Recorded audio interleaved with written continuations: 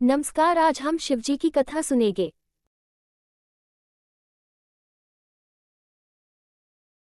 कुबेर यक्षों के राजा थे। यक्ष बीच का जीवन होते हैं। वे ना यहाँ के जीवन में होते हैं और ना ही वो पूरी तरह से जीवन के बाद वाली स्थिति में होते हैं। कहानी कुछ इस तरह है कि रावण ने कुबेर को लंका से निकल दिया और कुबेर को मुख्य भूमि की ओर पलायन करना पड़ा। अपना राज्य और प्रजा को खोने की निराशा में उसने शिव की पूजा करना शुरू की और एक शिव भक्त बन गया। शिव जी ने दयाभाव दिखाते हुए उसे एक अन्य राज्य और संसार का सारा धन दे दिया। इस तरह कुबेर संसार का सबसे अमीर व्यक्ति बन गया। धन मतलब कुबेर ये कुछ इस प्रकार देखा जाने लगा।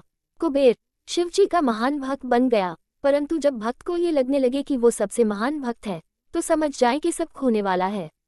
कुबेर को लगने लगा था कि वो शिव को इतना कुछ अर्पित करता है तो वो एक महानतम भक्त है, और बेशक शिव जी ने चढ़ावे में से विभूति के अलावा कभी कुछ नहीं छुआ। पर कुबेर खुद को महान समझने लगा क्योंकि वो शिव जी को इतना कुछ चढ़ावे के रूप में भेंट करता था। एक दिन कुबेर शिव के पास गए और कहा, मैं आपके लिए क्या कर सकता हूँ? मैं आपके लिए कुछ करना चाहता हूँ। शिव जी ने कहा, तुम मेरे लिए क्या कर सकते हो? कुछ भी नहीं, क्योंकि मुझे किसी चीज की आवश्यकता ही नहीं है। मैं ठीक हूँ, परंतु मेरा बेटा, उन्होंने गणपति की ओर इशारा करते हुए कहा, ये लड़का हमेशा भूखा रहता है, इसे अच्छे से खिला दो।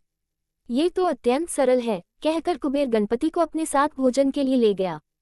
उसने गणपति को खाना खिलाना शुरू किया और वो खाते गए और खाते ही गए।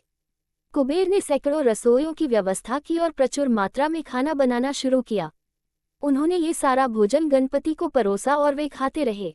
कुबेर चिंतित हो उठे और कहा, रुक जाओ, अगर तुम इतना खाओगे तो तुम्हारा पेट फट जाएगा। गणपति ने कहा, आप उसकी चिंता मत करो।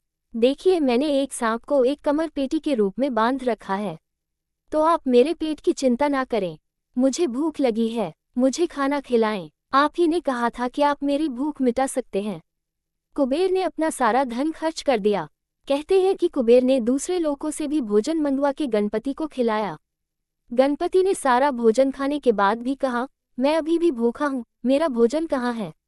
तब कुबेर को अपने विचार के छोटेपन का एहसास हुआ और उसने शिव के सामने झुकते हुए कहा, मैं समझ गया, मेरा धन आपके सामने एक तिनके के समान भी नहीं है।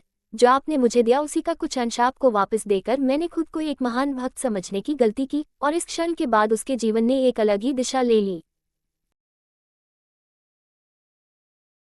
यह वीडियो देखने के लिए धन्यवाद। कृपया चैनल को सब्सक्राइब, लाइक और शेयर करें।